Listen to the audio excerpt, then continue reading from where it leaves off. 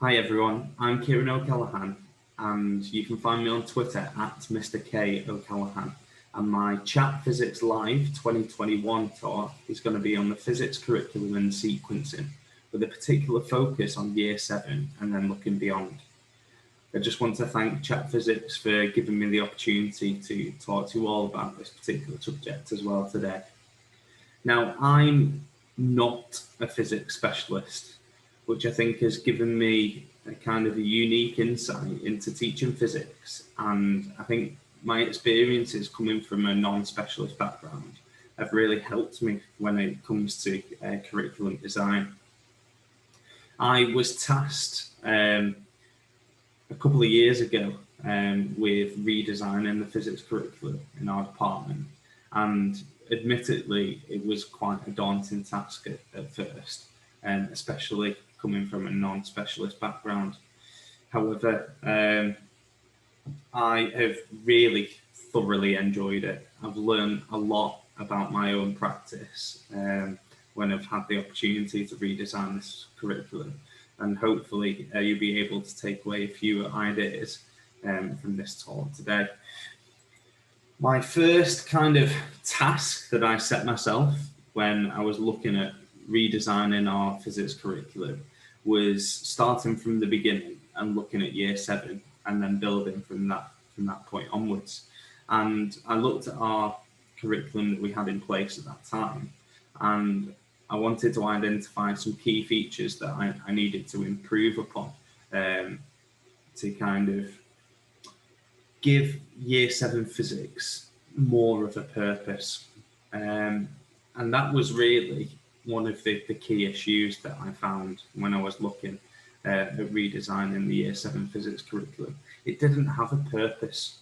We weren't saying to pupils, this is physics, or these are the fundamental ideas in physics, or at this point, we're going to introduce a couple of key concepts and then we're going to build on it in the next 5 years.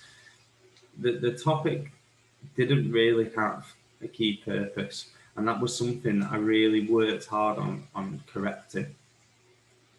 There wasn't a clear bridge between Key Stage 2 and Key Stage 3, and we didn't make use of the prior knowledge that pupils came to us with. And that was something that I, tried to rectify as well in my new curriculum design.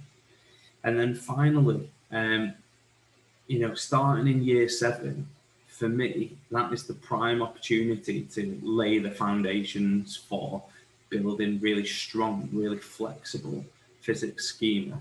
And with that in mind, it was really obvious to me that year 7 topic had to introduce those key fundamental features of physics.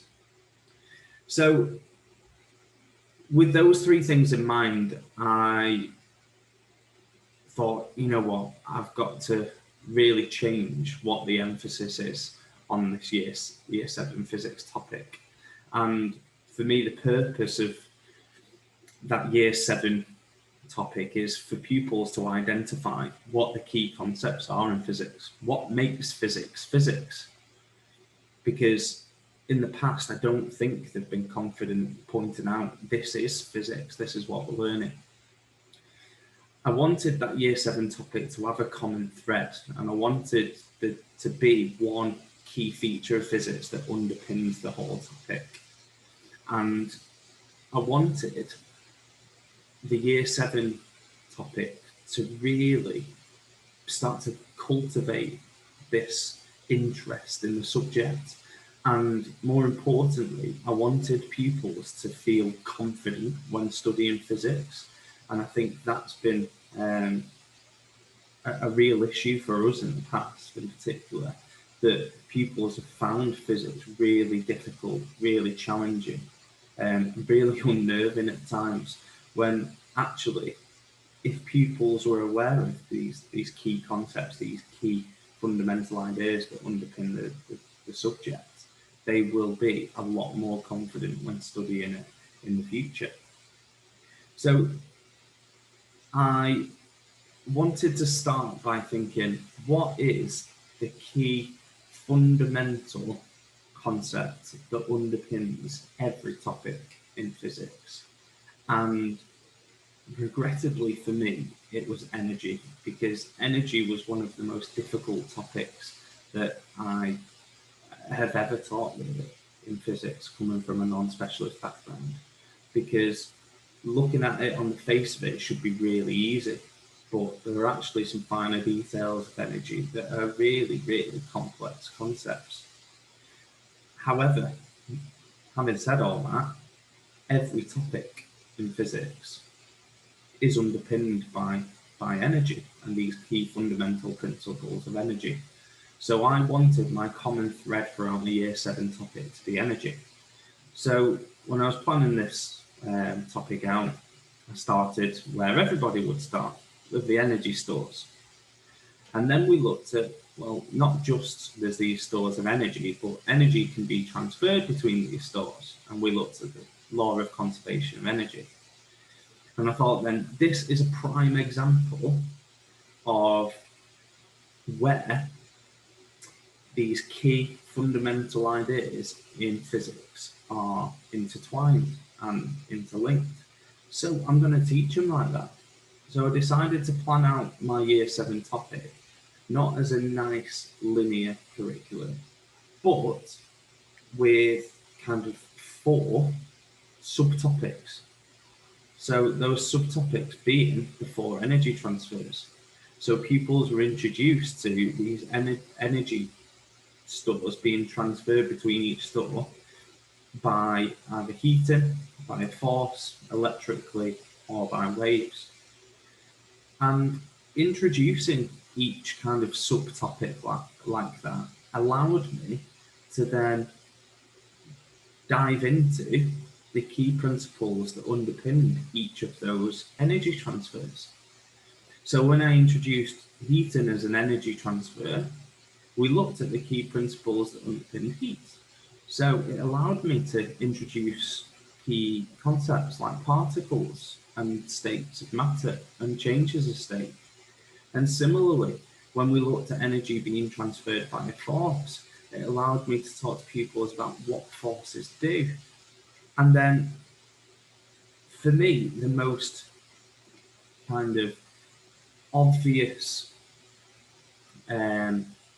examples of forces acting on objects are non-contact forces. So we looked at the 3 non-contact forces. We looked at electrostatic force, we looked at gravitational force, we looked at magnetic force. And pupils learn about energy being transferred by forces using those 3 examples. And then that allowed us to make that logical connection then between gravitational force and space. So we looked at the gravitational force acting on the Earth, and we looked at the solar system, and we looked at the moon.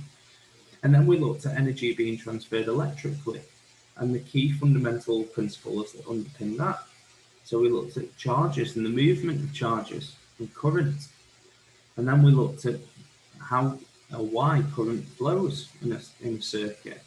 And that's because there are these materials called conductors that have these charges that are free to move. However, there's materials where the charges are not free to move. And then we looked at energy transferred by waves, and we built that from key stage 2. So we looked at how waves travel, and then 2 simple examples of waves, light and sound. And really the whole idea behind this year 7 topic is not going into one particular topic or one particular area of physics in vast amounts of detail, but just laying fundamental principles in each topic, so that when pupils revisit those topics in year 8, 9, 10 and 11, they already have some understanding of those key principles. And as a bigger picture then, pupils have a much greater understanding of this key fundamental concept of energy, and they have the examples of each topic throughout. So this is essentially our year 7 topic. As I said before, it's not a nice linear curriculum.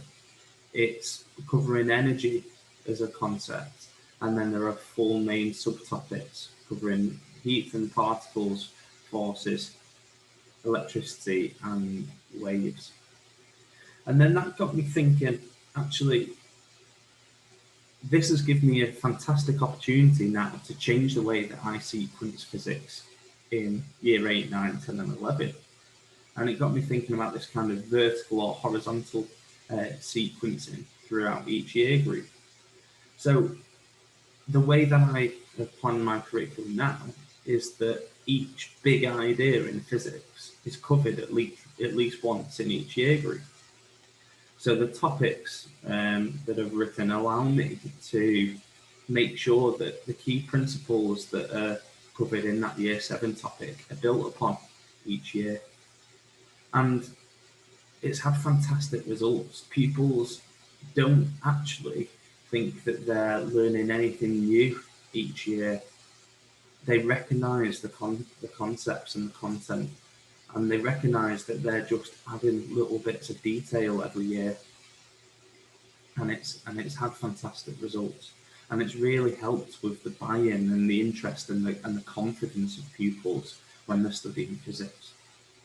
So I just want to end on a very brief example of what this might look like, because at the minute it is all very abstract. So I want to focus on electricity as a key concept. So I've already talked about what the electricity topic or concept would look like in year 7. We look at electricity as electrical energy transfer. We look at conductors and insulators, electrical current, and then we touch on static electricity when we look at the non-contact electrostatic force. We then build on those fundamental ideas in year 8. So we introduce electrical energy transferred in the example of circuits, and then we look at current in more detail, and then resistance and electrical energy transfer described as potential difference, and then looking at examples of each current, resistance, and potential difference in series circuits and then parallel circuits. And then we build on those concepts even further. We look at actually generating electricity and what this might look like in the national grid, and alternating current and direct current, and then a way of measuring electrical energy transfer and looking at power. And then that's built upon again when we cover electricity in GCSE, and pupils revisit those key fundamental principles, but with much more challenging examples and adding greater depth of information and content each time. So that is the kind of the thinking behind the way that I've sequenced our physics curriculum. It's by no means a finished article, and it's just things that I found have worked in my context, and it doesn't necessarily mean it's going to work for everybody. But I just wanted to share this with you today, just to kind of challenge people's thinking a little bit surrounding curriculum design, and looking at these topics in year 7 and how we have a fantastic opportunity to use those topics to teach these fundamental ideas to then build on in later year groups. I hope you enjoyed that, and thank you very much again to Chat Physics for inviting me to give this presentation. If you've got any questions or any queries, again, feel free to contact me on Twitter anytime. Thank you very much, everybody. Take care.